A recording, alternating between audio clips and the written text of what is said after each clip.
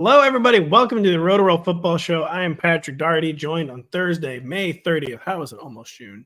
By Mr. Denny Carter and Kyle Dvorchak. We have some more NFL news. The news has not been slow the past few weeks. We have Jaylen Waddle becoming the third highest paid receiver in the NFL. We have Nico Collins signing an extension, making it ever more Jover for Tank Dell. Am I right, folks? We have George Kittle talking about his recovery from core muscle surgery. We have Juwan Jennings and a new deal. If we have time, Denny wants to talk about the Taysom package. We might not have time because we're going to spend the second half of the show talking about the spotlight's going to be on me, talking about my GM rankings. I put up my annual GM ranks this week. There's a lot to talk about. We'll get to some of the big names. Kyle and Denny will take umbrage with some of my picks. Guys, there's a lot going on in the world right now, though, and there's one sporting event in particular I want to tell listeners about. Can Nelly Korda continue her historic run on the LPGA Tour? Find out this week where she competes against the world's best at the U.S. Women's Open, presented by Ally. Tune in on Saturday at 3 p.m. Eastern on NBC and Peacock. Our listeners might be a little thrown off by me reading the promo at the beginning of the show, but that's because there's something you guys wanted to talk about with the U.S. Women's Open. And Nelly Korda, she's unbeatable, right? There's no point in even betting on it's either the field or Nelly Korda, and you take Nelly Korda every single time, right, Kyle? I mean, that's what I heard. I as you guys know, as the listeners know, I hate listening to the Tuesday shows so I can sort of bring up my grievances every time we convene on Thursdays. I hear the ad read for a product that, like, you guys are invested in. You guys like golf. I don't really care about golf, but sure. Hold on. Don't hit me with the I like golf, by the way. I don't hate golf. I'll say that. But I don't play. And I only watch because my dad, I watch the majors, and my dad texts me about golf every weekend. That's the extent of my golf. I like golf. Right. So we've got one person who definitely likes golf in Denny, which checks out. Denny on, right after the ad read is like, this Nelly Korda woman is, I think you said either the Tiger, and then Pat was like, or now she's the Scotty of the LPGA Tour. Perfect. I can just tune it on and see this woman just crushing. She's at the top of her game. Plus 10. I don't understand neither the men's or the women's game, but she is plus 10 on her. I guess she shot 10 on a hole. Denny, is there something going on is that a good thing? Because I heard she was good. You actually said she's very good. She's great tee to green. Don't know what that means. She's great driving. Don't know what that means. 10. So in golf, you want to have a low score. That's the key. And but 10 is low. Normals are 20 on one hole, I'd assume, right? 10, no, I bet 100 before. And what happened was she kept going into the water. She kept chipping into the water, and these greens at Lancaster. It's not Lancaster. It's Lancaster Country Club in Pennsylvania. Is this in Scotland?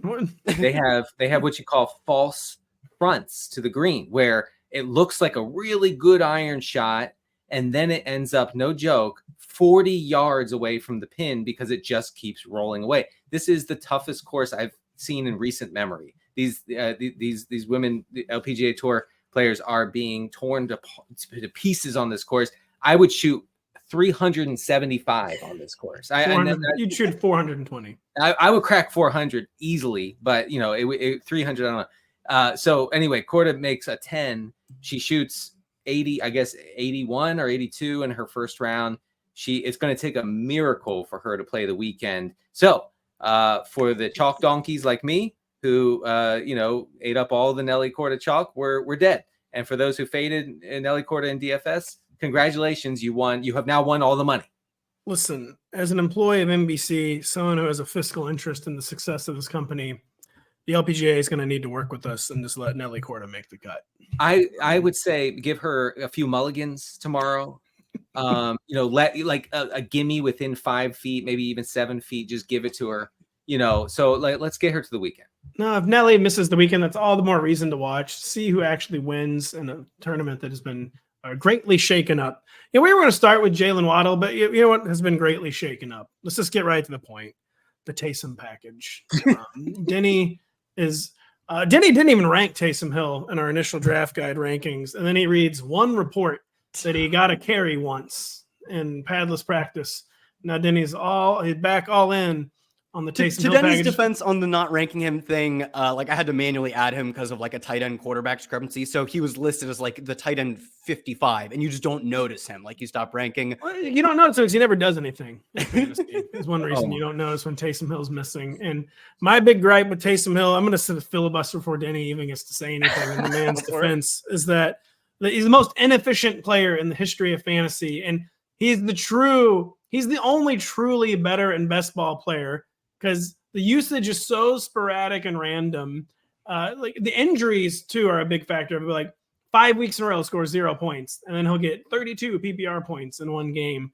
And he's just too inefficient to treat as like a real fantasy player. It's like his season-ending stats don't mean anything at all. Like he doesn't really. I'm totally over this. He should not be on rosters. He's only rosterable in best ball, Denny Carter. And what do you have to say for yourself? So best ball is the way to play the Taysom package. Obviously, there are a few things I have to hit on. I would like to record a full 2-hour podcast just on Taysom Hill, but the NBC executives knocked that down, unfortunately. So here's my defense, and I told you guys I would have a defense of not ranking him highly in our official ranks, which I guess I can't tweak now that it's May 30th. I can't tweak my. You can't tweak them for the rank. magazine. For In the the magazine. online version, it will all show up. We are literally sending the troops down to where do you guys go in Alabama? Birmingham, Alabama. All right. We are rallying the troops down to Alabama as we speak. It's on the printing press. That's why. This is not a bureaucratic thing. There are physical copies that need sent out. Right. Don't yell at me for the rankings. They take so long to put together.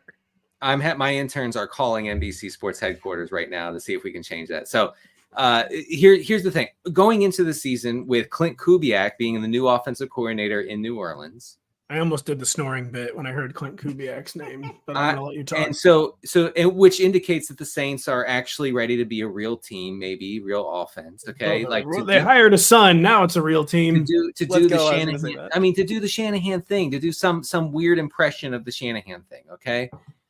I thought that it's now over. It is Jover for Taysom Hill completely. This can't carry over into a new system under a new coordinator. Whoever is in charge now is not going to tolerate this nonsense, and it is nonsense. Okay, it is. I'm glad you meant that. But we play a game within a game, and now there are reports from John Hendricks, who's an excellent Saints beat writer. He's been on the show. Yeah, love John's reporting. Really thorough stuff. He said at OTAs, Taysom is being used out of the backfield as a pass catcher and as a ball carrier. He's taking direct snaps still. Okay, this is not shocking because this is how Taysom Hill has always been used in the Saints offense. Also, I come across a video in doing research for this podcast because I'm flailing where Taysom's talking about having individual meetings with Clint Kubiak. Wow. They're sitting down together and they're saying, how can this offense revolve around me? Clint's just trying to work up the courage to release him. The fifth meeting. They owe him $8 billion. They owe him the GDP of Qatar. They do. They can't do anything about that. Okay, but I do find it curious. Look, I'm just curious. Pat Daugherty, a fantasy football analyst, so-called analyst, is not interested in a tight end eligible player who last year had 114 touches in 16 games, or 7.1 per game, 27 red zone rushing attempts, 18 inside the 10. That's as many as James Cook and more than Travis Etienne. He had more inside the 5 touches than Lamar Jackson. Rushes, I should say, than Lamar Jackson. Okay, but you're not interested in him. He's the biggest cheat code in the history of fantasy football, and you don't want him. I'm just curious how I had him ranked higher than you. Still, after I can actually come to Taysom's defense. I had him ranked the highest. That's a tough allegation to. Denny's moved him higher, by the way. Denny's moved him higher. That will show up. Maybe I don't know if I actually have time to work that into the magazine rankings, but it'll definitely be on the online copy. I know that. I will also come to Taysom's defense as the person who actually, at least up until 4 hours ago, had him ranked highest. I don't know where Denny pushed him to. Pat, who do you think had more 0-point fantasy games, Cole Kmet or Taysom Hill? Well, I'm going to guess your answer. First off, though, yes, Denny's talking about all these. He was still 16th by average PPR points. To call him a life hack is just a bit extreme, and the protectors are gone. Like Clint Kubiak is like paying tribute to Sean Payton And what was the Pete Carmichael? Don't worry, we respect the Taysom package. No, I get it. I love it, man. I absolutely love it. He had every right to come in and say, we're done with this. No, but it's lip service. They're going to get rid of the Taysom package. And Kyle tried to hit me with, who would you say had more 0-point games? Kyle, what would you say Taysom Hill's age is on August 23rd? It doesn't matter. It doesn't matter. It doesn't matter. It's 34. That's so old. Oh my God. Taysom, the true trying to like strip away all facade and bit. I think the main problem with Taysom at this point is he's like one of those veteran backup quarterbacks who gets injured the second he comes into the game. Like the second he takes a hit, he gets hurt now. And it's partly probably because he's 34 years old in 2 months. And I just don't think there's so many trap doors in the Taysom Hill thing. I really am just done with it. I will not roster him in a single league this year. But you go, Kyle. Who do you think had more 0-point games? You knew the answer to Cole Kmet, Taysom Hill, Tyler Conklin. One of your, I believe you wrote him up as a sleeper, maybe an outlier. Well, how are you ever going to get points if you have 0 touchdowns? Taysom Hill or Dalton Kincaid? Well, first off, Denny and I don't think Dalton Kincaid's good, so it doesn't matter. I think my point being, when you get to he's like the tight end 25 in ADP or whatever, you're like, oh, what about the floor? Dude, all of these guys are not good enough to earn. I'm saying even by the standards of tight end, he's too inefficient. He's just too. Wait, what do you mean inefficient though? He's literally the most efficient like pass catcher and runner in the NFL. In terms of fantasy point allocation, it's too spiked week. It's like I hate that guy who can win me a matchup. The problem is most of those guys will occasionally. They'll only lose you like one. Taysom loses more matchups than he wins. I just told you about all the guys who have more zeros than him. First off, statistical noise. One reason he didn't have as many zeros is because he didn't play as many games. I think he actually only missed like 2 games last year. I was gonna say, I don't think he might not have missed. He missed like one game, I think. He missed a game, but he was hurt for many other parts of many other games. Crazy, he was hurt and still didn't show up with any of the zeros I heard about. I'm not going to engage in the yelling as usual. I do want to say, look, I'm a lover, not a fighter, but I will make exceptions. And one exception is defending Taysom Hill. Hold on. This is no. Don't. This is actually stunning. This is actually stunning. I pulled up the game log. Are you? No. Don't pull up the game log. I cheated. Don't yet. The reason Taysom Hill didn't have any 0-point games is because he had a 0.4, a 0.1 like one rush attempt for 4 yards, a 3.1, a 2.7, a 3.0, a 4.3, a 1.5. Is this a joke? So yes, that was kind of a joke. I knew I could. I was hoping you didn't look it up. Who do you think had more sub 6-point games? Because the answer for at least Tyler Conklin is also Tyler Conklin. Because like anytime you get to the tight end 8, the guy's floor in a given week is 0 for 0 or 1 for 8, but Tyler Conklin never gives you a 25er. Whereas Taysom, like his floor is probably, yes, it's probably lower, but like, oh, you switched my floor from 2.2 points to 0, like, or to technically 0.2. Like I totally cheated with that. I was like, man, I don't think I could be that wrong about that. No, you were the most wrong on a technicality and nothing more ever. I just think it's going to get even worse because he's a year older and the Peyton system is gone. It is interesting that they're trying to stick with it, and they kind of probably do have to stick with it because of how ineffective Derek Carr is. Yeah, but I think the Taysom thing has long past its peak. And I think it's a waste of a roster spot in redraft. I really, really do.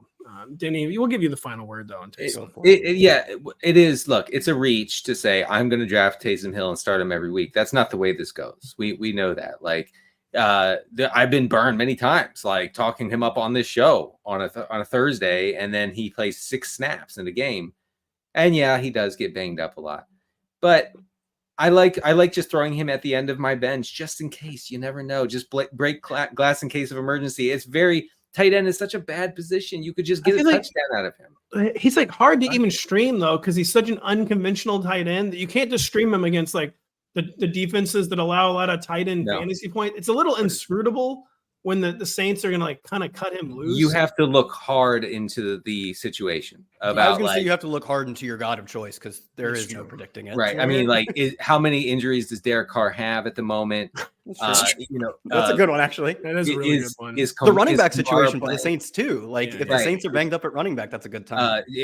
When Juwan Johnson was out, that was fun. I mean, you had Taysom running like 50% of the routes. That got you there, okay? Because you could combine that with the rushing and usually red zone rushing, you could get there with that. So it does have to be very specific. But I will say that Taysom should be drafted, I believe, in all 12 teams. It was funny that you mentioned I believe I did in the group text that I did hit Denny with a "Where's your God now?" Yeah. You were very forceful. And also, I know. Sorry about that.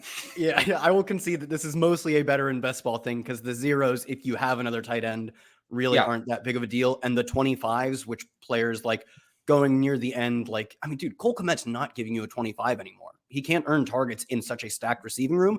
He'll give you way more 9s than Taysom ever could. But like, especially in best ball, primarily in best ball, frankly, give me some 25s and let's call it a day.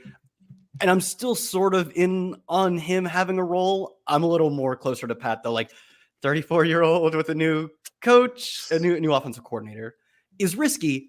I like that they're talking him up, though. And he's like a really good runner and a really good receiver when they use him. Don't let him throw the ball. He's like not good at that, man. No.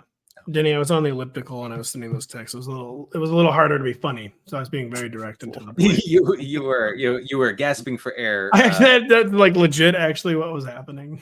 Telling me to shut up about Taysom Hill. No, hold on. It didn't go that far. No, it didn't. It's like, oh yeah, these are a little more direct than usual. It was weird when you asked him for his address. I was like, what does that have to do with this conversation? Right. So, you said turn on location. Wow. Yeah. Tell you where Jaylen Waddle's got is getting him paid. He's now the third highest paid receiver in the NFL, yet he's only the wide receiver 17 in underdog fantasy drafts, you guys. It was kind of a weird year for Jaylen Waddle where he didn't keep getting away with it the way he did the year before, where I believe in 2022, Jaylen Waddle was kind of a touchdown case, wasn't he, guy? I wish I could have. I think he only scored 6 or 8 times. He scored 8 touchdowns in 2022. Yeah.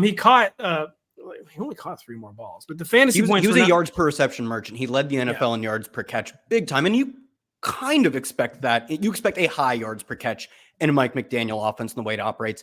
Hard to bank on him leading in the category, and he did not. He was running hot in 2022, didn't run as hot in 2023, relatively speaking. As wide receiver 17, though, kind of like reading a little too much into the down 2023 and not expecting enough upside in this Mike McDaniel offense. Do you guys agree or disagree with wide receiver 17? I mean, he's fine. He's fine there. He's the ultimate. He's just fine, guys. Like Devontae Smith's like, who cares? Like, whatever. No, I'll go to bat for Taysom. He was like top 5 in PFF grade, top 5 in yards per route run. He was better in yards per route run than he was the previous year. He was better in targets per route run than he was in the previous year. He ran cold on like the least sticky stuff. The touchdowns were not there at all. Also, he's been pretty healthy throughout his career. He played most of the games last year, but left so many of them injured. He's never struck me as a particularly injury-prone guy. He's not like the 160-pounder. He doesn't have like the chronic hamstring issues that we talk about with Christian Watson that you guys talked about on Tuesday with Christian Watson. He's been pretty healthy up until last year, and he played through a bunch of games that frankly maybe shouldn't have. He ran cold in all of the worst ways, but on our more like, quote, talent statistics, his ability to earn targets, his ability to produce yards per route, which is stickier than like yards per target, he was not only really good, but also improved upon his previous year, which was really good too. So the talent stuff says he is a certified like top 10 probably receiver, and he goes wide receiver 17, and this is a good passing attack. I'm going to have a ton of him. Well, so Denny, though, you kind of got at the point with Jaylen Waddle where he's just one of those guys where it's hard to really find things to say about him. He's the wide receiver 2 in his own offense. Like he was one of those guys when I write the rankings article every week, I always have a lot to say about Tyreek Hill that you don't even need to say because you know to play Tyreek Hill. Then you get to Jaylen Waddle, it's like, yeah, I don't know. He just feels like the wide receiver 17 to me. Yeah. Is that what it is? I mean, the fact that basically every target in this Miami offense goes to Tyreek and Jaylen Waddle makes them both extremely safe, I would say, to different degrees. Jaylen Waddle earned a target on about 24% of his routes last year. That's solid. I mean, it's not amazing, but it's solid. I think Kyle mentioned that Waddle posted a career high yards per route run last year, which was a little surprising. I don't know, considering that I feel like from a fantasy standpoint, he's just not someone who did a ton for you. He's not a league winner. He's not a league loser. Do a ton for you. Like, you didn't get the touchdowns. He literally left games. Like, he got banged up and left games. Last year was like a disappointment in terms of like the actual fantasy points you scored. No questions about that. I more so think that like the underlying stuff that tells us a little more about talent, still really good for him. Yeah. He's super young. He's super Definitely explosive and on a good He's offense. the clear wide receiver 2 in his own team, though. And you know, somewhat distant because Tyreek Hill, in my opinion, is the best receiver in the NFL. It's not close. And so Waddle is weirdly not used in the slot anymore since Tyreek got to Miami. He ran 25% of his routes from the slot last year. Before Tyreek got there, he was running like 60+% from the slot. I would like to see that, but I guess that's just not going to happen the way that this Dolphins offense is configured. So I'm not, I'm not like jonesing to get Waddle in drafts. Yes, I said jonesing. I liked it. But I do. I mean, if you are in, like, if you're entering best ball drafts and you're like, I'm getting Tua no matter what, for whatever reason you say that to yourself, then you have to get Waddle and you have to don't put me on the side of the I have to get Tua no matter what, people. No. That's not what I'm saying. But I will say he becomes a much bigger priority if you are all in on this Dolphins offense. Real quick, I think I know Kyle's answer to this. I probably know Denny's answer to this. Wide receiver 16 is Mike Evans. Do you prefer Mike Evans or Jaylen Waddle? Waddle. Oh, man. As an elderly millennial, I feel like I should say Evans. Solidarity with Evans. I'll say Evans. I'll say Waddle, just because I think he'll run a little hotter in the touchdown department this year. And there's not much difference between his floor and ceiling, which can be frustrating. I think it's the same thing with Devontae Smith, but the floor is very high. And no one's drafting Jaylen Waddle really expecting ceiling. Jaylen Waddle, wide receiver 17, or DJ Moore, wide receiver 19? I go with Moore. Waddle, which is a shame because I really like DJ Moore, but I think Waddle still. I feel like people have DJ Moore derangement syndrome, and like the dude went true alpha mode last year. And I know they've added like a slot guy. Oh wow, Keenan Allen. Oh my God, please don't catch the ball in the slot 9 times a game for 45 yards. And then a rookie Rome Odunze. I just think DJ Moore is kind of undeniable right now, and he's like one of the league's true alphas. And I feel like he's paying too heavy of an ADP price for the admittedly very increased target competition. I mean, I think that the added target competition is not necessarily like a bad thing. And also, I think it indicates, along with the drafting of, Caleb Williams, that this team could be a lot pass heavier than we saw last year. They were, I think, bottom 10 and pass rate over expected. They could be top 10 this year. And that changes the target volume, obviously. We're about to get into the GMs. We're going to have to cut out some of our news topics. But real quick, any reactions to the Nico Collins extension, or was this already baked in? We knew Nico's very good, and they thought very highly of him, and it doesn't matter if they give him $72 million. I think that sums it up pretty well for me. Yeah, I think they're doing that thing where you surround your quarterback on a rookie contract with good pass catchers, and seems to be working. I mean, what are you going to do? Not pay Nico Collins? You got to pay him. We'll talk about what is and isn't working with GMs and team building right after this. The biggest stars battle on the clay courts of Roland Garros for a chance to be crowned a Grand Slam champion. Stream the French Open on Peacock today through June 9th. Novak Djokovic rounding back into form just in time. Everyone real happy about that one too. Yay, Novak still good. Amazing. Yay. Love it. It doesn't make me at all want to never mind. Novak, very dominant performance against the RCB, quote unquote, on Thursday. Yeah, we're going to talk about the GM article. I ranked them. Is there anything more than that? I ranked them 1 to 27. There are only 5 new hires this year. I separate the existing guys and the new guys. It's a very imperfect science. There's so much luck involved.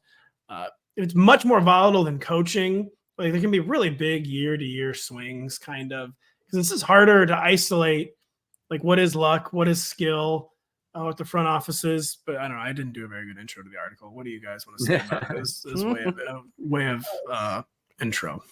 I wish it was worse because I got through 10. I got through the first 10 GMs. And I was like, that checks out. Like, I don't think I would have changed anyone by more than maybe 2 spots. And like, the guys in the top 10 are almost exactly who I'd have. So like, next time, could you like farm a little more engagement, even if you're just farming it on this, like, from us? Well, I said we were going to start with the top 5. That's a lie. We're going to start with number 9 because I've been accused of farming engagement because it says Jerry Jones at number 9. And so first off, obviously Jerry Jones is not like actually the GM of the Dallas Cowboys. He does have final say. He's the de facto GM because he does have final say. But his son, Stephen Jones, is very involved. Will McClay is very involved. Apparently runs the draft. There's lots of other people involved. Do they have a person with the GM title in that organization? They do not. I think Jerry does have the GM title. Actually. I thought he was vice president something or other, but his son is VP of football operations. Jerry might honestly be labeled GM. He might. Yeah, I don't know. It doesn't matter, though. Jerry has final say. It's a group run front office, though. But to promote my article, our social media, they put out a graphic. And the graphic, of course, can just have the names. And at number 9 was Jerry Jones. And I got hit with seriously like 100. Oh, this is just seriously just for clicks. Like, this is just stupid. Why? Like because people cannot accept the fact that Jerry is such a caricature. So what I always say about the Cowboys front office is they're like a player whose weaknesses are very evident. They're like a basketball player who doesn't make free throws. Or they're like a coach who's bad at challenges, bad at timeouts. The Cowboys' weaknesses are apparent. Team building weaknesses are apparent to like even casual observers where they never have depth. They botch like contract negotiations really horribly. Like they're always in somehow the negotiation hell with Dak Prescott. But it's just so underrated this entire 21st century, basically, and really again of late, at how good the Cowboys are at accumulating elite talent. And people try to even downplay that, like, well, I could draft Micah Parsons or CeeDee Lamb. Could you? So I don't know if you really could do that at number 11. It's not like this was number 1 or number 5 overall. Yeah. They're finding elite players in a not guaranteed part of the board. And that's just always been their thing. Like they find elite talent. They do a poor job of filling out the roster and surrounding it with the depth needed to be truly championship level. But they've won 12 games in a row, 12 games 3 years in a row. And as people don't like to give the Cowboys front office credit because it's Jerry Jones, but they do deserve credit. It's a good team. It's a good team. I don't know. I mean, just because they fail in the postseason doesn't mean anything. Like they're a good team, and they ran into a buzzsaw last year against the Packers, who were suddenly the hottest team in the NFL for a bit. Probably should have made a deeper run into the postseason, but anyway, I feel bad. I feel bad for Mike McCarthy and Dak Prescott because now they're seen as like not getting it done, but they get it done every year. This is a good team. They're going to be good again this year. They're a cool team. They lean into the pass. They don't care about the run anymore. That's awesome. Like I'm sounding like a Cowboys fan, which I'm a little bit sick about, but I think that number 9 is perfectly fair. Do people think it was overrated? Oh yeah, I mean, people think it's like a joke. They think like the Cowboys should be like. I think that there's an argument. I'm looking here. There's an argument for him over Gutekunst. In Green Bay. Hope I said that right. I'm Goody. Just call him Goody. We're not calling the full name. I'm putting Jerry Jones over Brandon Beane in Buffalo. I'm putting him at 7. That was a tough. So the Cowboys, they don't have the 1 to 53 man depth the way like Howie Roseman or Eric DeCosta might. But man, so they can credibly be called top heavy, but you don't want to just be top heavy. But being top heavy is a lot better than being nothing heavy. Right. That is how I ended my Cowboys write up. Like the Cowboys at least provide a ceiling that's definitely more than half the battle, and it's a lot more than can be said for like a pitiable amount of front offices. I don't get it. I don't understand the criticism at all that like, you don't have depth. You only have really good players. That's a bad argument if you're trying to knock down this ranking as Rosen or whatever. And yeah, Denny, that approach worked for the Rams. The 49ers have a little more depth than the Rams or Cowboys have, but it's what the 49ers do. The 49ers just try to find elite talent. I mean, do you know what a luxury it is to have depth at important positions? Like, it just doesn't come along all that often. If you can sign up to have elite players at important spots, I don't know, at wide receiver, at quarterback, at pass rusher, at cornerback, okay? Offensive line, they've been strong for years. Yeah, so if not anymore though. Like in the players on the line, the current analytics moment, these are the positions you want to excel at, and the Cowboys do that. I think sometimes Jerry honestly gets dinged for stuff that didn't even happen. People just remember that he wanted to take Johnny Manziel. Yeah, and I think people in like 20 years are going to think the Cowboys drafted Johnny Manziel. Yeah, right. Yeah. Like, no, dude, it was the Browns. Oh, remember, he started for them for 6 games. Yeah. I think that kind of looms large in the public's imagination too. And they'll get dinged for having Trey Lance. Be like, I can't believe they got Trey Lance when he's just he's their backup for a 5th round pick or whatever. They drafted him. Number 3 overall. I had a final thought on the Cowboys. Yeah, this is not why I ranked the Cowboys number 9 because it has nothing to do with it at this point. But 2 of the very best quarterback finds of the 21st century have been made by the Cowboys, and Tony Romo and Dak Prescott. Yes, back to back. I do think that we, as a football watching public, have forgotten that Dak Prescott was drafted as like an afterthought, kind of 4th round. Yep. Okay, I mean 4th round quarterback, like that guy could be cut in the preseason and you wouldn't blink an eye, right? And he turns out to be a franchise player, like a top, I don't know, I'm trying not to be crazy, but like top 5-ish, top 7 quarterback in the league. Yes, maybe top 8 or 9. Yeah, top 8 is probably whatever. I mean, you hit it. Like that's what you're doing. That's what you're going for. You're trying to hit that sort of pick out of the park, and they did that. That's a franchise changing selection. And just because it hasn't resulted in Super Bowls are overrated. 12 wins 3 years in a row. That's fantastic. The Cowboys, I mean, they have so many star players, and they're all like even Deron Bland. Like he's not a perfect player. Like how many people are just like uncovering Deron Blands though, with the frequency that the Cowboys do. Gotta give him credit. You hate. I just tweeted this to people like, man, listen, I don't want Jerry Jones in the graphic. Like this is not how I draw it up. Like, because it kind of does make it look like I'm looking for clicks, but I'm sorry, you might not like it. This is what peak high-end drafting looks like is the Dallas Cowboys. And you're saying that Jerry knows ball, and people don't want to hear that. Jerry, you know what's insane? I think the only NFL owner to have even played college football at this point is Jerry Jones. Jerry Richardson played in the NFL, but like Jerry Jones, you hate to, he does know ball. Like it's pretty hilarious. But Jerry Jones played in the Southwest Conference for the University of Arkansas. And just wait till people see how good Zeke is in his return to Dallas. You don't even know. Never mind, I'm knocking him down a few spots. No, come on. So I said we were going to start with the top 5. The top 5 is the Chiefs front office. The second's the 49ers front office. Third is Howie Roseman, who was number 1 last year, and you could still make an argument it deserves to be number 1. Fourth is the Rams. Fifth is Eric DaCosta and the Ravens.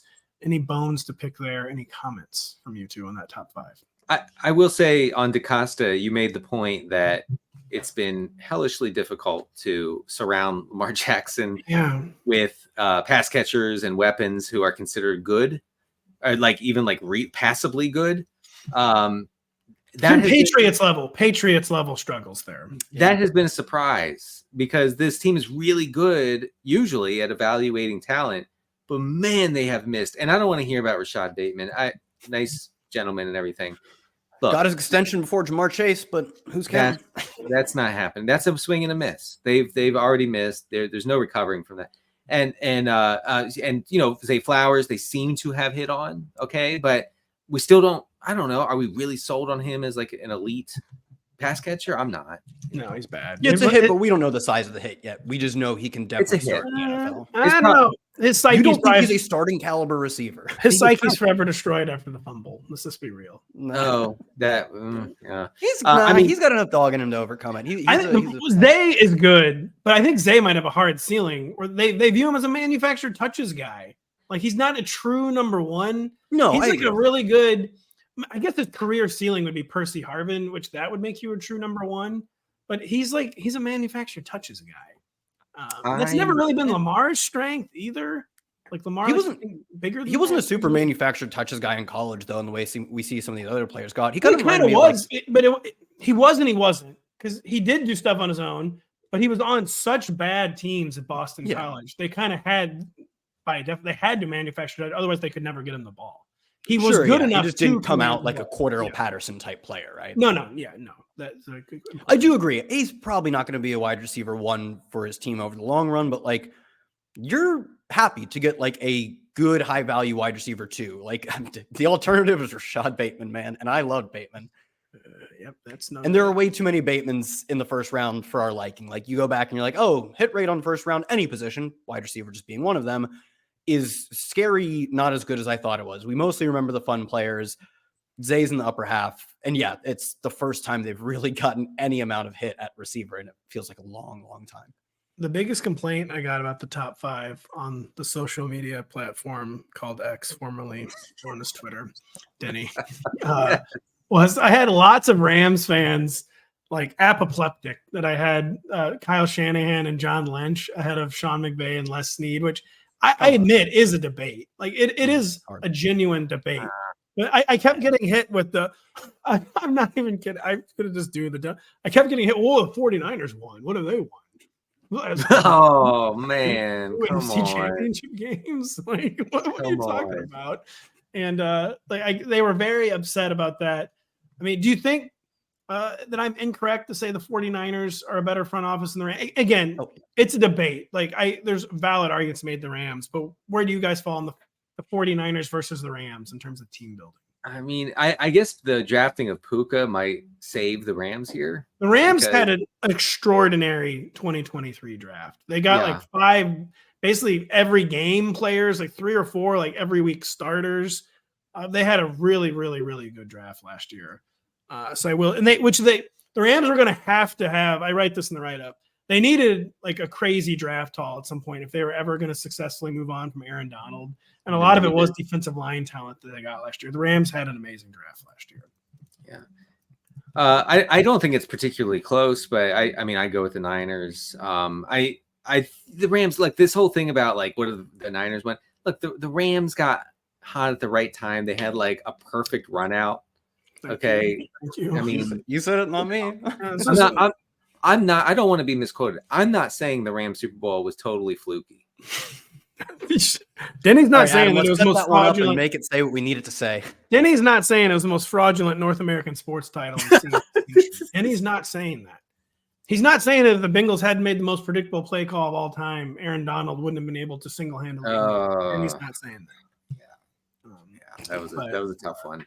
Am I saying that Wyndham Clark is the most fraudulent U.S. Open winner in history, and he is in comparison to the Rams? I'm not saying that.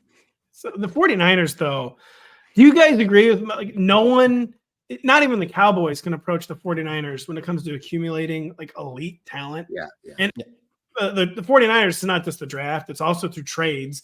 The 49ers are one of the teams, the rare teams, a lot of these teams, the NFL does not trade enough. That's been one of my bugaboos for years. Teams just hold on to draft picks still for dear life. They need to be making way more trades. The 49ers are one of the teams that just, if you want to trade me Trent Williams, please. If you want to trade me Christian McCaffrey, that would be amazing. Yes, I'll do that. There's so much elite talent, though. They drafted Debo. They drafted Nick Bosa, which is number 2. Yeah. Brandon Ayuk, though, they trade for Trent Williams. They trade for Christian McCaffrey, Fred Warner, George Kittle, Dre Greenlaw. No front office is better at finding elite talent. So, I mean, sometimes I just try to make it simple with evaluating like overall teams. And one way to do it is to look at Pro Football Focus's grades for the team, like for the overall offense and the overall defense. And you have the Niners last year at number 1 PFF grade overall on offense and number 3 on defense. So really a great team, like from top to bottom, and we haven't even talked about the fact that they found a 10+ year starter with the last pick in the draft in Brock Purdy. This could, we talk about, a hit on Dak Prescott. That's the hit of all hits. Mm-hmm. That's a Brady level hit. And so in the write-up, I say no team is better at finding premium non-quarterback talent. But then I made sure to point out, like, the quarterback talent isn't like premium, but like trading for Jimmy Garoppolo and drafting Brock Purdy is like a higher quarterback hit rate than like a scary amount of teams, which it shouldn't be. You should be able to find players better than Jimmy Garoppolo and maybe even Brock Purdy. But like even that, where they don't have like the true like all pro type talent, they're still having amazing finds. And this front, you have to give the 49ers front. I mean, I'm arguing with a straw man. Like we got to start really respecting the 49ers front office. Yeah, I think the 49ers grind a lot more like small edges better than the Rams. Like you see like what the Rams get in return for their leaving players who are still talented. Like what they got in return for Jalen Ramsey was like a 4th round pick and a backup tight end or whatever. Whereas like you look at the 49ers, one of the edges they've really grinded to the point where like I think it's irking other teams is their guys who are hired away from them, the minority coaches, are giving them consistently 3rd round picks. The future GMs that get hired away are consistently giving them 3rd round picks. People have a bone to pick with it. And then you realize, oh, the coaches that got hired away, the worst one of them is Robert Saleh, who I think is probably a fine NFL coach who's been saddled with terrible quarterback play and a pretty meddling GM. That's the worst of the 3. Then it's DeMeco Ryans, almost the coach of the year last year, and Mike McDaniel, who's coaching Tua to look like the best like a top 5 quarterback. When we all have eyes, we know he's not that caliber. His numbers say he is. Like they're extremely good at hiring, and then they reap the rewards of that through both what the coaches who they hire give them, and when they get hired away, what it brings back in return. Do you guys think I'm just giving the Chiefs too much credit for Patrick Mahomes when I rank them as the best? I'm sure there's some of that going on. There is, but my argument for the Chiefs is that like they understand the Patriots mantra like better than anyone has in recent memory, where you got to be 1 year too early instead of 1 year too late, blah, blah, blah. You have to make very painful decisions to stay on top in the NFL. And one of those painful decisions was we're just not going to have a number 1 receiver for 2 years and see what happens. And that they still win the Super Bowl. So then they reinvested the money very sensibly in other premium positions. And the Chiefs are so good. Patrick Mahomes, his contract's not even crazy, but when you have someone making $45 million a year, you're always going to have like roster fires. And they just put them out so well that even though it's Patrick Mahomes, I do think they deserve credit as the best front office. I do too. When you draft the best quarterback ever, you deserve some credit. That's true. That is very okay. We'll start with Denny. Who do you think is someone I have too high? We'll get to the underrated. I mean, no one really cares about praise though. What's a team? Yeah, a front office, a GM. Who you think I have too high? Brandon Beane. You may have guessed that from my earlier comments. But by the way, the Bills GM, Brandon Beane. I mean, I think your write-up was spot on about his shortcomings.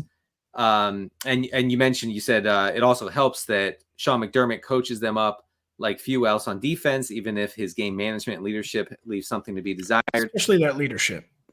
Especially his examples of leadership. I would say his speeches need some work, but no one has ever had worse examples of leadership in history. There are a lot of good examples of leadership, by the way. There are, and he did not choose any of them.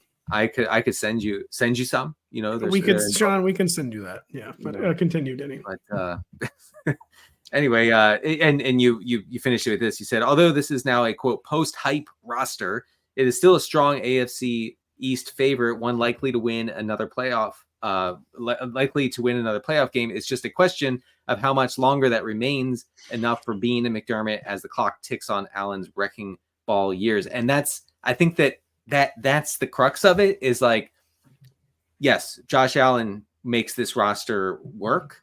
As soon as he gets on the other side of his prime, it's going to get ugly real fast. It's going to be really bad. It's going to be really, and I don't know, like, do we have a comp for Josh Allen? Like a super physical Cam Newton. Cam Newton is the one. Maybe Cam Newton was not yeah. Cam Newton wasn't quite as good of a passer as Josh Allen, but Cam Newton really is the comp. Well, we saw how that worked. As soon as Cam Newton lost like that Superman physicality and had the arm injuries, that Panthers team turned into a bottom feeder. They went from a contender Super Bowl. They went to a dang Super Bowl. Okay. And they went from that to a bottom feeder. So I think that the same thing could be said for this roster. Again, like with the Chiefs, you give them credit for drafting Mahomes. You give the Bills credit for drafting Josh Allen, who I thought was just a terrible pick. Just a out of the NFL in 3 years pick. He was horrible. And we needed one more year of the first 2 years, and we were going to be right. Yeah, and were we wrong? Home free. Yeah, just been bad one more year. They not only salvaged it, I mean, they turned the team into a contender because specifically of Allen's threat as a rusher and as a passer. So good for them.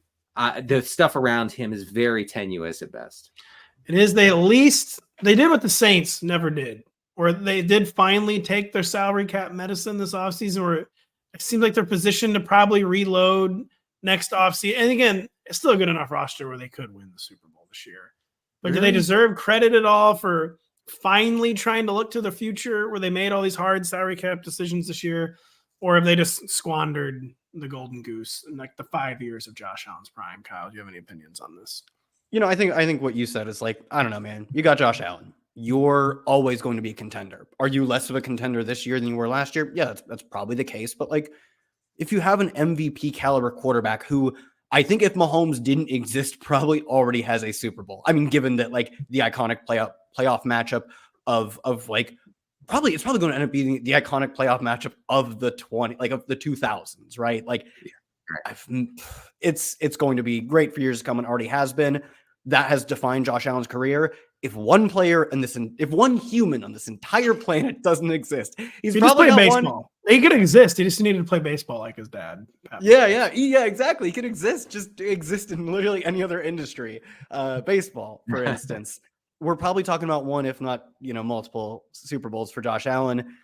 He can always be that guy. He can go for an entire season, for an entire playoff run, and take him to the Super Bowl. So I don't mind them spending this season as a mini rebuild. I think that, we saw it work for the Chiefs, and they have the second best quarterback. They have the best non-Mahomes quarterback in the NFL. And also, I don't think it's close. It's not like there's a lot of guys vying for number 2.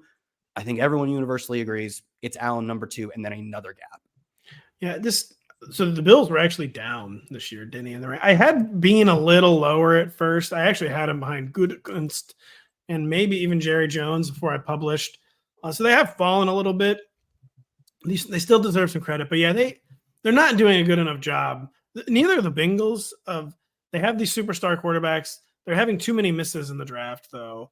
They're not really moving the needle in free agency. They are a little bit. They're not getting enough. They tried to spend so much in free agency. Bills are not getting enough small wins in the draft. They're not getting enough small wins in the draft. I will say, if I'm arguing against myself, if I'm saying no, Brandon Beane is not actually high enough, I would point this out. The Bills were third, trailing only the Niners and the Cowboys in point differential last year with plus 140. So it's hard to say like they're not very good. I mean, they're good.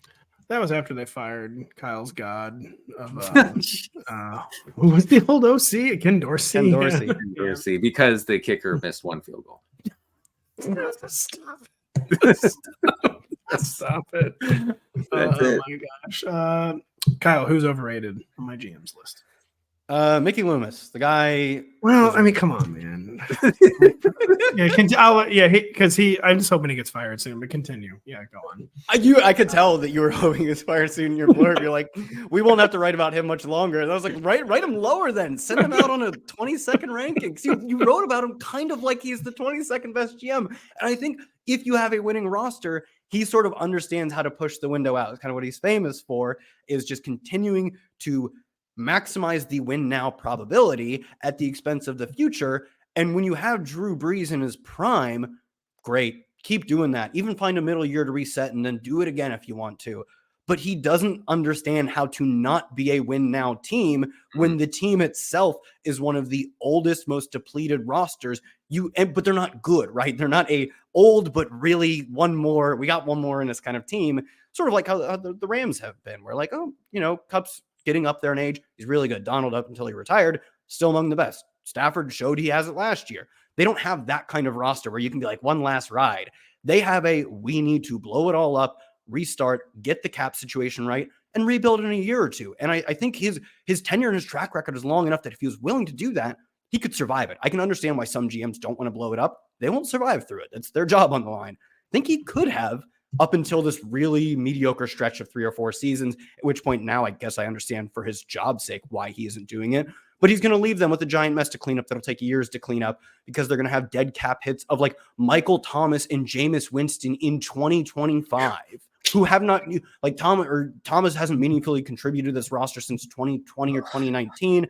Jameis got a bunch of starts, I think in 2020, maybe it's 2021, and then was just purely a backup. And they have like 7 and 9 million dead cap hits for them like 2 years from now. So they're just going to be paying for their mediocrity for years to come and just wouldn't swallow the pill at any point. Yeah, when you put it that way, it doesn't sound good. I think the Saints and Loomis are like a perfect example of just trying desperately to keep one's job and like the incentive of being mediocre. There's a huge incentive to be mediocre in the NFL. I don't know if it's acting like that, but they shouldn't. Like Loomis has a long track. Why is he acting like that? I think it's the long track record almost working against him. Where sure, maybe. One of my favorite jokes like is, I can fix this. Like Mickey Loomis probably credibly thinks he can fix this because he's been fixing it for over 20 years. But a big part of that was, of course, Sean Payton fixing it. And we don't really know how much of it was Mickey Loomis. I'm sure he was not none of it. But so it's almost like his track record's working against him where like he can't admit to himself that it needs to be blown up. And that's the track record's working against the ranking too. I can't just drop a guy who for 20 years has been extremely successful. I can't put him below like the Browns guy who traded for Deshaun Watson or Nick Casario's had one good year or Chris Ballard who God only knows what's going on there. I can't put him below Kwesi yet, but it's just like, as I say in the write-up, like seems like the blow-up's coming. As Kyle said, probably should just do it now instead of waiting forever. And for better or worse, almost certainly for worse, they're not going to do it. Another thing I had on Loomis was a pretty constant gripe with him is that he's always trading up. And I can't remember the last time I saw someone post like one of the value charts, which are pretty reputable, and you win. Gives away the value. You're always giving away the value when we move up, but you're not like drastically increasing your odds because no one's particularly good at drafting like compared to the rest of the league. It's a really hard game to play. Every team is investing what is probably ultimately like hundreds of millions of dollars in their research, in their staff to draft. It's hard to have an edge. Mostly you're just paying to flip a coin you find to be a little bit shinier. So of course I just looked up like every Mickey Loomis draft trade. I was trying to like see every trade essentially. Marcus Davenport, worst trade in history. So the articles that come up almost exactly in order are Saints GM Mickey Loomis leads NFL in draft value loss through trades. Saints GM explained trade up heavy drafts. Saints have traded up in 26 straight times. Wow. Like I didn't find the maybe trade down one time. Yeah. I mean, I think Loomis would do well to read one analytics book. He would. I mean, the Saints very well could be like the most anti-analytics organization in the NFL outside of Pittsburgh. You know, that's actually very true. Man, Pittsburgh, by the way, one of my lines I liked in the article, one retiring GM left his protege, Lamar Jackson. Another retiring GM left his protege, Kenny Pickett.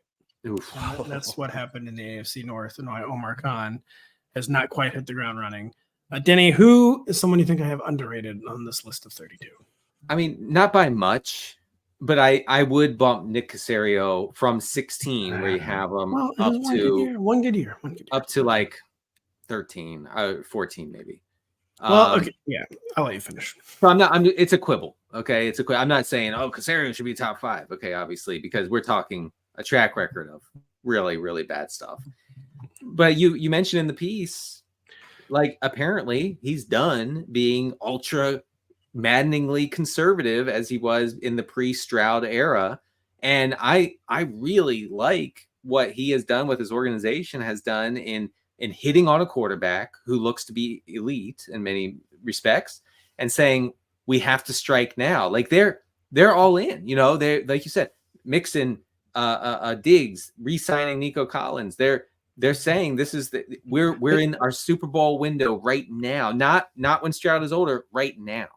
So the process has ended up being very good at the Texans, and that was a big complaint. You go first, Kyle. Good, right? It's we got the best rookie quarterback ever, and like yes, you did have to actually walk to the podium and take him. He was also the consensus number 2 quarterback. Plenty of people called him the number 1 quarterback. You did have to take him, and you evaluated the quarterback appropriately, and you got a massive outsized win. But I don't want to evaluate too much on like what are the results. The process that led you to Stroud, it could have been a really bad process. It's probably like a net average process because most people's processes lead them to Stroud at that point in the draft, right? So I don't want to give them too much credit. And Pat, as you said, I don't want to punish them too much because they're set up for success for the long term. Oh, it was one good draft. Let's not. Well, okay. Here's the deal with the Texans. And so first off, the deal with 16, you just kind of get into the nature of lists. Like he probably is better than 16th, but you learn the hard way with these exercises that you can't go crazy after one good year Because even when it appears set up for like, all right, they're going to be amazing for 5 years, like something goes immediately haywire. It does not pan out. And it was one good year. The Texans, so the process for CJ Stroud was basically just infuriating. But I think with the benefit of hindsight, you could say it was completely correct. They were just hoarding draft picks. They were making pretty much largely pointless free agent signings. It was almost not even a bit. It's like they kept signing special teamers. Like they were just signing like a lot of special teamers. It's just clear in hindsight. It was just pure biding their time. And I was talking about this Raymond Summerlin on the Sharp Angles podcast, by the way. You should check that out. There's luck involved because Lovie Smith coached them out of the number 1 overall pick and they got number 2.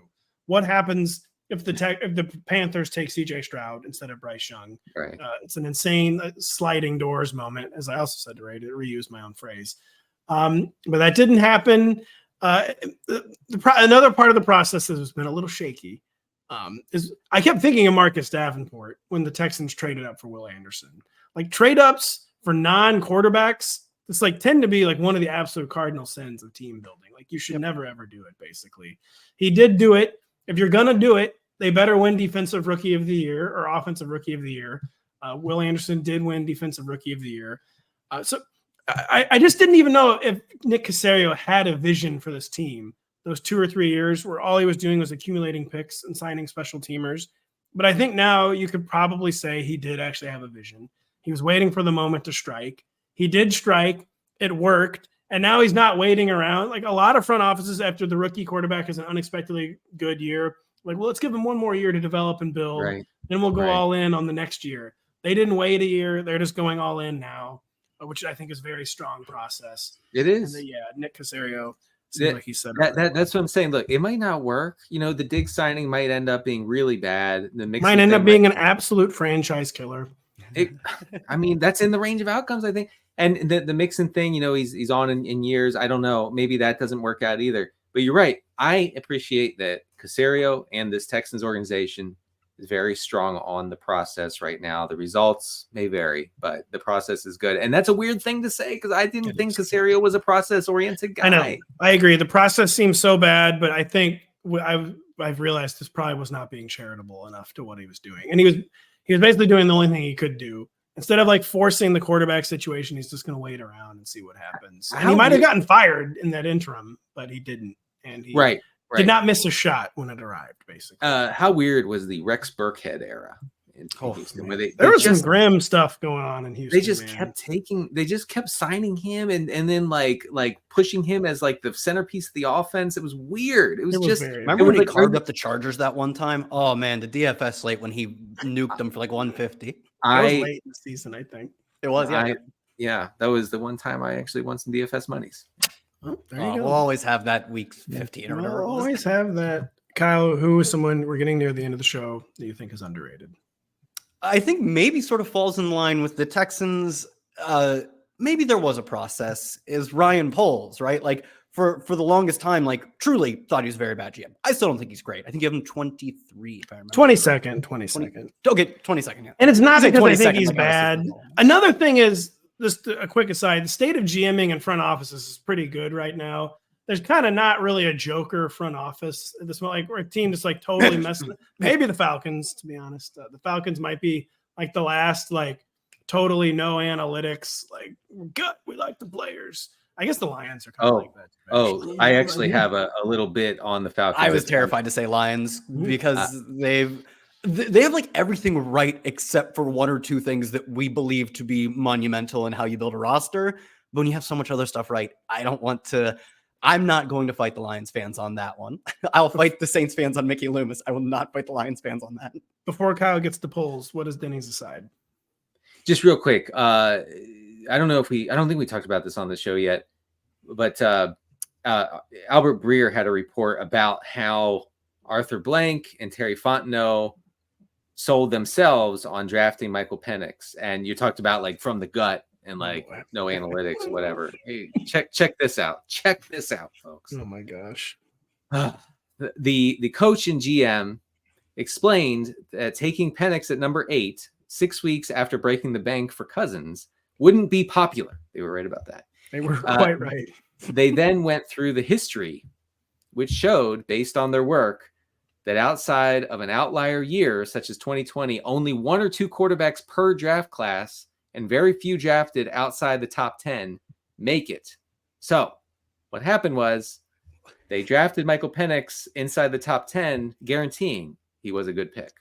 It's like the classic. They're 20-0 when Marshall Faulk gets 20 carries, but you didn't know that. So they actually their process was, we're going to take a guy in the top 10 because only top 10 quarterbacks are good. So their process, Denny, was feeding Zeke. The Cowboys never lose. No, that's exactly what it is. It's like that same dumb sort of logic.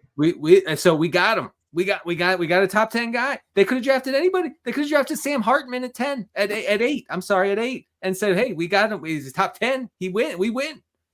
The Falcons, who just spent the past 3 years playing against Tom Brady, couldn't really come up with any examples of quarterbacks drafted outside the top 10. So anyway, we'll get back to Kyle. Oh my boy. Yeah, the Falcons are an all gut front office, to put it mildly. But anyways, state of GMing is pretty good right now. Ryan Poles probably deserves to be higher than 22, Kyle. It is kind of a track record thing, but take us through what the track record is, at least on the moves front. The track record being the team's record. What is this track record in the front office that you like? Yeah, I mean, the track record before this past 10 months also wasn't great. Like I'm waiting this more recently because I kind of agree that a lot of guys could be 17 instead of 22. There aren't a ton of horribly run front offices for the most part. So I agree with you. Like we're just talking to talk. We're just shooting the breeze. But this past 10 months has been actually it's probably like 14 now, has been quite a run from what I think is obviously luck, as we talked about, with getting the Panthers pick and then taking as of 1 year, an all-time bust at number 1 overall pick, giving the team they traded that pick to the next number 1 overall pick. And then that year, which obviously they could have seen coming to a degree, having one of the quote generational, more like once every 8 years or so level process. Yeah, when we say generation, we mean like every 4 or 5 years. Yeah, we're talking about generations of dogs, basically. My dog has never seen a quarterback. My dog hasn't seen a quarterback this good ever, but she's 3 years old, so it makes sense. But that is an incredible, that's probably one of the greatest in terms of likely value we'll see if Caleb is just a top 16 quarterback, plus obviously getting DJ Moore as well, plus getting other picks. One of the greatest trades to ever be executed, frankly, just given what Caleb's likely outcome, which I'm just saying is probably good. It doesn't have to be great.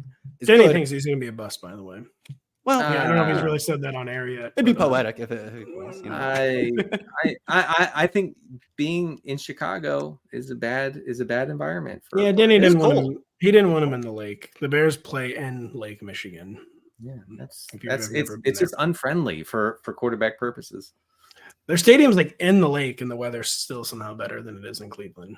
That is absolutely correct. I also thought in the way we talk about, obviously also talking about the Texans in the way that when you've got, they're taking it a little bit quicker, but when you think you've got the next big thing at quarterback, hit the ground running, maximize this window, and they immediately go out and trade for Keenan Allen.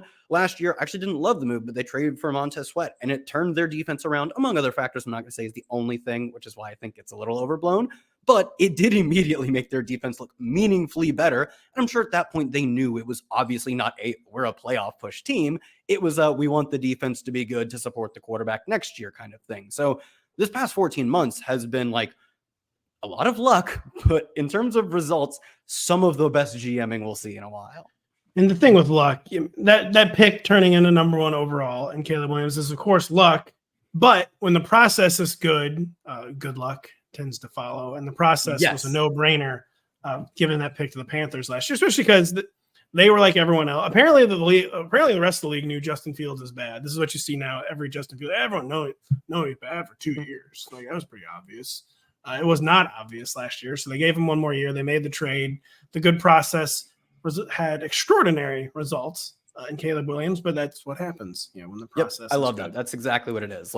You put yourself in a position where if luck hits, it really hits, and that's what they did. It doesn't always hit that way, but they gave themselves a shot at getting the number 1 overall pick that they didn't quote deserve. It wasn't theirs, and of course they got lucky. But that's the process for you. Sometimes it works. You think Terry Fontenot will be last next year? Yes, I believe so. Maybe. The show's ending, but I got the sense you guys both kind of wanted to truth Brad Holmes and the Lions a little bit. Lions fans they're the ones now on Twitter our ex, just stay away from that hornet's nest. Like they Well, go nuts. they They you go know, totally like crazy. the Jaguars during like the Blake Bortles era, they're finally good after being stepped on for years and years and years, being the butt of the jokes. So they're mad. They're mad and they have a complex, and that's okay. I mean, it happens. I respect it. I mean, you guys care a lot. Yeah, the Lions fans, they're kind of marauding gangs on Twitter right now. They're a little scary right now. But my write-up in Brad Holmes, I do just think he actually is good. And he goes against the grain. But like if you're a good enough talent evaluator, if you have enough like courage of your convictions, you can go against the grain and have success. And I don't think that's a thing. it doesn't work forever. Yeah, it doesn't work for running hot. Doesn't work forever. My betting strategy is typically pick all the guys who hit home runs, and when it doesn't work, I go broke. Is somewhat their strategy. Also, keeping a lot of your talent in-house is an actual strategy that works very well. Like you see, some of the most underpaid players are just guys who got extended 1 year before they hit free agency, and the guys we say, how the hell is this guy making so much money? He made it to the open market, and there was a bidding war between teams that have too much money to spend.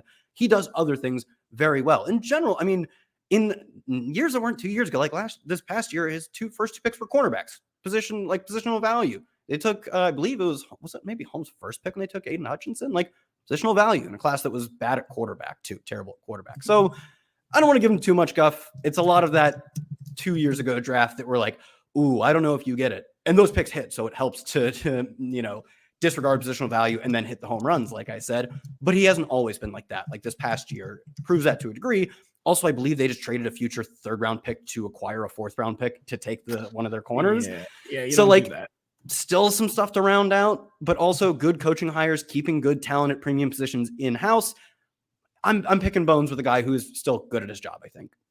His first 2 picks, 1st round picks, were Penei Sewell and Aiden Hutchinson. Well, do we know if Aiden Hutchinson's good yet? Oh, he's good. I don't know if he's not great. Bad. Like, Yeah. He's like legit good. I think he's legit good. Don't they say like he only has like 1 move or something? Like I know he's got like who cares if it works? Like 20 career sacks. So by no means am I saying Aiden Hutchinson is bad. I know some of the ball knowers are basically hinting at limited ceiling for Aiden. That class was terrible, man. The quarterback one was Kenny Pickett. People were like, I might have said they should take Malik Willis at number 2. Wow. So you take a starting, even if not all pro DN for a decade, and you've probably won that draft to a degree. I'm furiously Googling Aiden Hutchinson right now. Aiden Hutchinson, man. Yeah, his PFF grade was 91 last year. I will say, he gets more pre-show specials on him than anybody in the NFL. So that he has that going for him. He does. I think some of the haters have made like compilations of him getting like washed out. Like what you like by just getting like pancaked. I have seen a couple of those, and they're pretty tough watch. Look, the losses don't matter at the end. Like all the snaps you lose don't matter. You put a sack, put 1 sack in a game, and you're on pace for 17. That's he's got 20 sacks in 2 years, so Aiden Hutchinson's probably gonna be pretty good. We had a pretty good show, I think. All right. It's time to end it though. We're going and going.